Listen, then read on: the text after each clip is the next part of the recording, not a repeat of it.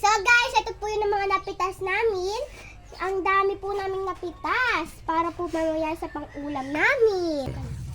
So guys, ito na po yung mga napitas namin sa gulayan ng aking lolo. Ito po ay siling berde, sitaw, patola, at ito po is, isa lang po itong napitas namin kasi po, kakaano lang po nito kakatanim lang po, hindi pa po ito masyadong namumunga. So ang tawag po dito ay pipino, tapos ito po ay, hindi makita. Wait lang guys, kumakapit Ito naman po ay talbos ng kamote. So yan.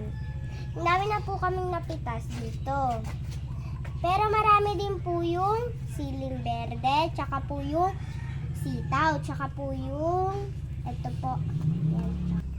So ngayon po guys, is pupunta na po kami sa bahay. Lalabas na po kami ng gulayan. Tara na. O baka Ate!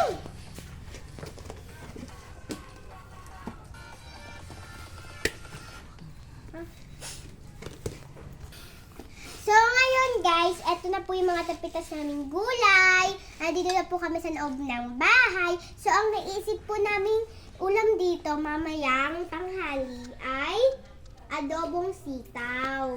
Ito po yung sitaw. Ito. Adobong sitaw po ang gagawin namin. Teka lang. Abangan niyo po yung luto namin na sitaw na adobo. Yan lang guys. Bye-bye. Magpapalit kayo.